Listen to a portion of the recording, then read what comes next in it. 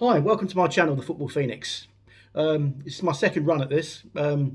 Be patient. Hopefully I'll improve as I go along. Just obviously starting off, and I've got a passion for football. I started the previous video talking about Gareth Southgate and his reign. This is basically part two. If you like what you see, give us a thumbs up down below. Much appreciated. Thanks a lot. Cheers. Okay then. So where are we? Yep. Following on from Gareth Southgate's and England's meet with Spain in the final. Obviously, as we know, they didn't really turn up, more or less as per usual, under his reign for the big games. Did okay in patches. One or two good moments. I just thought the main players just didn't really. The whole tournament didn't really turn up. Bellingham, the guy at Man City, what's his name? I've forgotten. The fullbacks, yep. Obviously Harry Kane looks unfit. I don't know why he's playing if he's unfit. I suppose, if he's there to sort of, if you're playing against Harry Kane, you're going to be sort of intimidated, aren't you, in the final? Past reputation. Obviously he's still a good player, but he obviously wasn't fit. Couldn't move. Got a couple of goals, didn't he, in the tournament? But for the final, I would have probably played Watkins. He got the winner in the semi-final against Holland. So why not? Why not give him a go? Maybe play Cole Palmer right behind him. I would have probably done that. He was another. He's another player that played very well. Well, I say played well. Set up the goal in the semi-final, and in other games he's been one of the few bright sparks, hasn't he? Cole Palmer. The guy at Man City, what's his name? I keep forgetting him. He's had a brilliant season, hasn't he? But just didn't do it. Or did Bellingham? Or did Kane? The defence did okay, didn't they, for most of the tournament? I thought Shaw did okay for the little bit of time that we saw of him at times. Keeper did well. Pickford, I think he's always a solid staple goalkeeper. He never lets England down. Not like Shilton. If you go back that far, Shilton penalties. Shilton, Mexico, Italia 90. The deflection. Bremer, Parker, a bit too slow. Shilton, Seaman against Brazil. World Cup 2002, and Joe Hart, was it the Euros in 16? Terrible performances. Free kick, something else. He made 2 or 3 mistakes in the whole tournament. Costly. So Joe Hart, never really did it either. So Pickford, he's always consistent. He gets his knocks, gets his criticism. Sometimes rightly so, because he does a lot of that. Always moans at his defenders, but all good goalkeepers moan at their defenders. Obviously, Schmeichel, Southall, Clements, obviously Shilton. Again, he was a good goalkeeper, Shilton, but generally for Forest, for Southampton, for Derby, and for England, all used to moan at their defenders, and so you've got to be vocal. You should be vocal. Some goalkeepers weren't vocal. Pat Jennings, David Seaman. 2 very good goalkeepers weren't vocal, but still very good, obviously. Whatever it is, you've got to command your area. You've got to command your box, and you've got to be confident. And you've got to let your defenders give them confidence, and let them have confidence in you. Anyway, we're digressing. Forget all that. That's just Joe Hart. So the other bright sparks, Saka. Yeah, at times he was very good. Could have been better. But obviously could have been a lot worse. I thought he was maybe 6.5, 7 out of 10.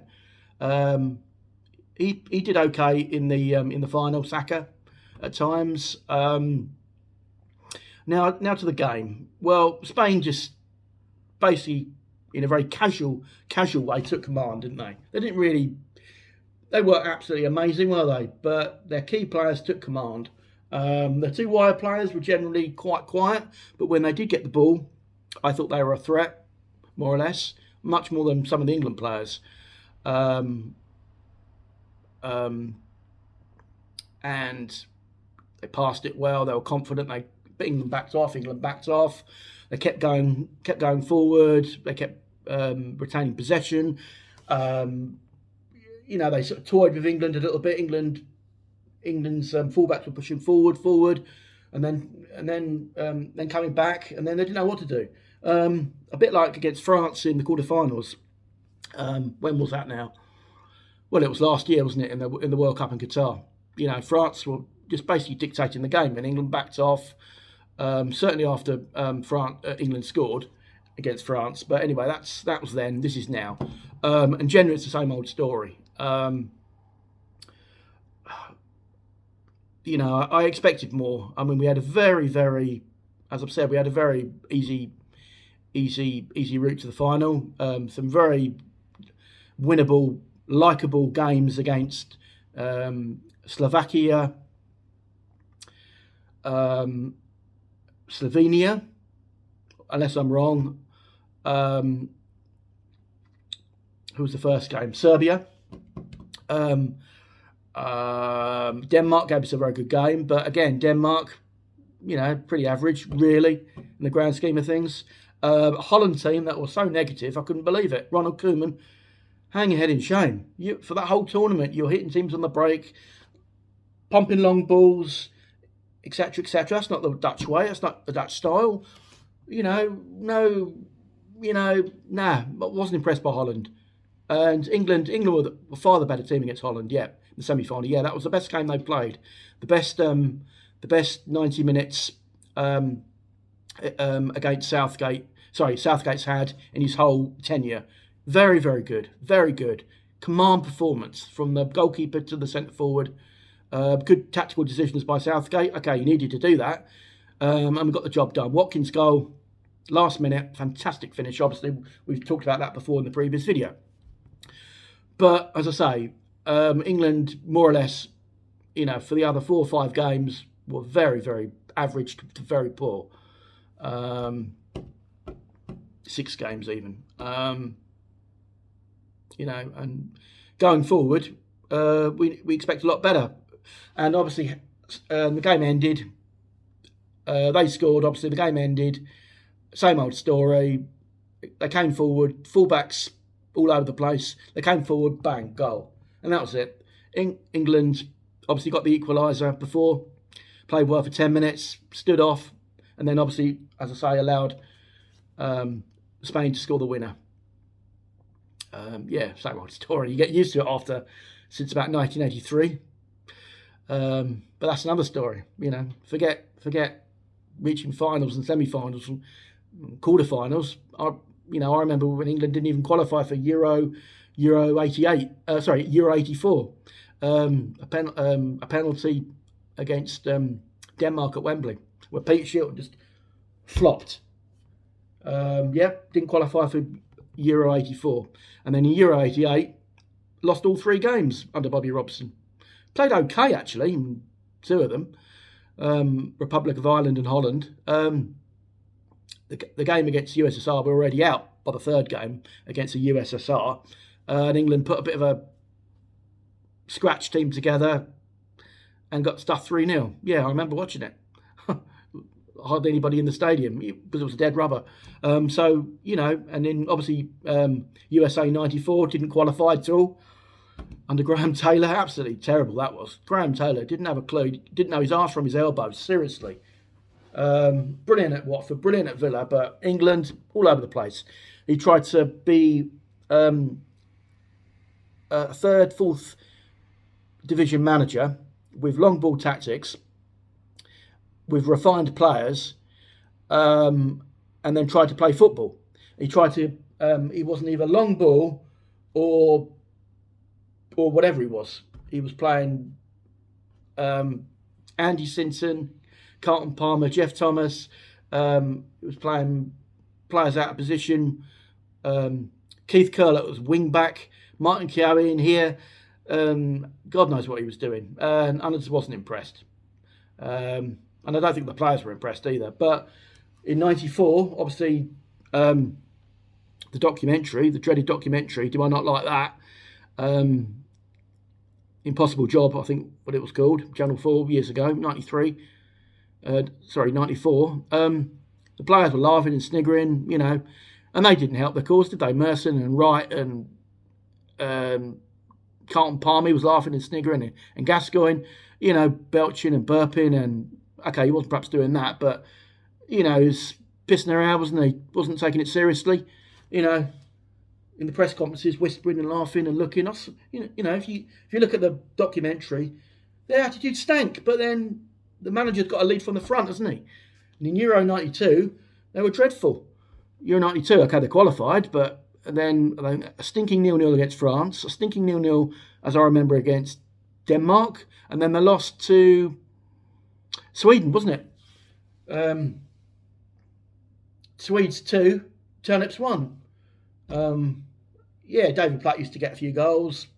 Lineker, and then Lineker retired. And then obviously Shearer got injured, Gascoigne got injured, and it was all hit and miss. And then obviously, didn't qualify for USA 94. This is dreamland stuff. So, and obviously, the whistle went. Southgate, a few days later, fell on his sword. Only right thing to do. And then, obviously, the question now is, after 8 years, who takes over? The runners and riders. You got the favourite is Eddie Howe at Newcastle. He's the obvious favourite. Done a fantastic job at Newcastle and obviously at Bournemouth before that. Okay, you get them relegated, but got them promoted up the leagues and in the top flight for 5 years on the spin. I think something occasionally a very small club has to give, and obviously they had a bad season. He came back smiling at Newcastle. Perfect. Brilliant coach. Makes players better. Get Southgate. I personally think he's done a decent job, Southgate, looking back. But he's very much, learn as you go. He's not a born coach. He's not a born manager. He's got no real talent for improving players, coming up with something different tactically, technically, seeing what the opposition are doing, making the right changes at the right time. Eddie Howe, okay, he's probably not perfect. The Newcastle fans will say, Eddie doesn't do this and Eddie doesn't do that, perhaps. But from what I've seen, Eddie Howe is a brilliant communicator, a brilliant tactician. He makes players better. He handles the media well, very well. And number 5, he's very calm. He doesn't get too high, doesn't get too low. And I think he's perfect for the job. But obviously Newcastle fans, not all of them, I must say, probably want him to stay. I'd like him to stay if I was a Newcastle fan. But as an England fan, you wouldn't turn him down, would you? And obviously the other person in the frame is Graham Potter. Now, as a Brighton fan, I know all about Graham Potter. Very good. Again, a born manager, born coach. Tactically, technically, improves players. Pretty good with the media. I know he had his problems at Chelsea where he was doing silly things. But generally he's pretty good with the media. He was at Brighton anyway. And again, doesn't get too high. It doesn't get too low. And he's out of work. So why not? But again, to some people, he's not very inspiring. But you look at the list of English managers, they're not very inspiring. And probably the third choice is Lee Carsley, who's English. He played for the Republic of Ireland through his family, who are Irish. But if you talk to anyone in the game, anyone at grassroots, they'll say that Lee Carsley is a fantastic coach, tactically, technically, good communicator. Obviously with the players. I don't know what he's like with the media. And he's full of ideas. And he improves players. And again, are England looking for a manager? coming through, obviously, lower down the back door, like Southgate, from the 18s and 20s and under 21s, whatever, and to progress to the senior level. But as I say, what's his name? The fella, Lee Carsey's Irish. You know, how's that going to sit well with England fans? Okay, we've had obviously foreigners, but and then himself is he a passionate Englishman? You know, and again, the name is not very inspiring. Okay, he's got a good reputation. If you go below the surface, certainly potentially, but is he really cut out for the England job? Remains to be seen, doesn't it? So yeah, I mean, who else he got? Obviously, you got your big hitters. You got Klopp out of work. That's a big. Do we want a German? Do we want a foreigner? Do we really want him? Would he want that? You know, there's not many about, is there? Do we go for someone totally left field that we've never heard of? You know, good up and coming coach like my club Brighton, who've got this 31-year-old, somebody like him that you've never heard of from some obscure league, but got a good reputation. He's probably about early 40s. You know, someone like that, totally obscure. But again, would the media, would the public, would the players even, would they buy that? They can buy Southgate coming through the ranks because Southgate was a very good player, decent player. Okay, not brilliant. Many caps, many tournaments he saw as a player. Played under many different managers. Obviously a decent, solid coach. And obviously done a decent, very good fist of it with England. Not perfect, but a decent, solid fist. For his limited experience, limited nous, limited whatever. Obviously he's a bit limited, as I said. He's a learner should go coach, manager, whatever. So, you know, but then, like I said, you know, he had many caps. He's very experienced. He played at the highest level. You know, he's worked with the England setup, you know, gradually building up. But if they got someone totally left field, you know, well, here you are, this is so-and-so. Oh, he comes with a fantastic, highly recommended and a fantastic reputation. Would as Englishmen, English women, press, media, anyone and everyone, would they buy that? Would the players buy it? Right? Again, remains to be seen. Very, very big risk. So you've got to sort of go with someone connected to the England setup, someone that you already know, and someone maybe with a bit of experience, or a foreign coach that, well, I say foreign coach, like Ericsson, he did pretty well, 3 quarterfinals, but should have done better, I think. And the other guy, Capello, you know, and I thought he was dreadful, poor communicator, poor tactics, lack of passion, and more or less he failed, didn't he? And he fell on his sword, good riddance. But as I say, those two come with supposedly the supposedly little message is on the tin. You get what you see. You get what you see on the tin, but you didn't quite get what you saw on the tin with Capello. You know, won European Cups, won leagues, won this, multiple countries, and goodness knows what. And he failed miserably. He failed miserably. Bloody useless he was. So then, you know, and then Roy Hodgson, you know, best, very average of a very, very bad bunch, of a very average bunch. So he got the job. It was going to be Harry, wasn't it? Harry Redknapp. But at least he played good attacking, attractive football when he knew how to get the best out of top level players. Yeah, had a bit of swagger, did Harry. He did well at Tottenham, pretty well at West Ham, well at Portsmouth, okay, spent money. Did very well at Bournemouth, like Eddie Howe years ago, for 9 years. I remember years ago. Okay, he's had his, you know, as he got older, he had his problems. He went back to Portsmouth, won the FA Cup, kept him up. You know, maybe it was Harry's God, but Harry's job. But Harry had too much. He had this, he had that, and whatever, all hanging over him. That year he had problems with his ticker. He had problems with his joints. I think he had problems with the tax man.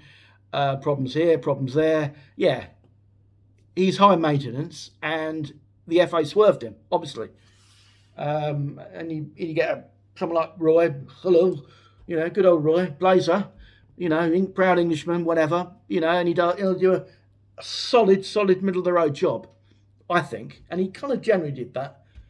So there you go.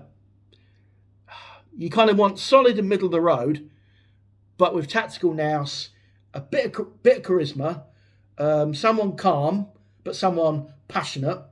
Obviously good with the media. You need to be good with the media, I think, in this day and age. And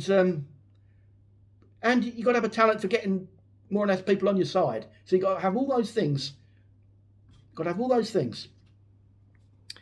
It's a very hard concoction to have all those things.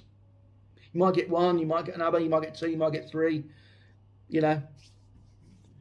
And of course, if we're going political, you've got to say all the right things and be a diplomat like Southgate supposedly was. Some people will agree with him, some people didn't agree with him. I know, he was like Marmite, wasn't he? Some people think he was a boring wet fish. Some people think, oh, he's okay, he's got this, he's done this, he speaks sensibly, he does this and says that and keeps everyone together. Okay, that's up for debate, isn't it? So there you go. We wait to see who's going to be the England manager. I think it'll be Lee Carsley short term for the next few months, just to see how he goes, and then we'll wait and see, watch developments. And I think Eddie Howe will be approached at some point.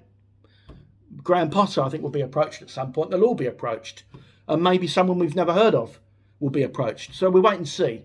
And I'll be back very soon with another video as the season is drawing closer, and I can't wait. All the runners and riders again, who's going to do what, who's not going to do what, and there's a lot going on, isn't there, in the news, a lot going on in football, a lot going on here, a lot going on there, and we'll wait to see again. This is the Football Phoenix. Thanks for watching. Please bear with me, I'm only new. Please, again, give us a like down there and subscribe, please. See you next time. Cheers. Bye.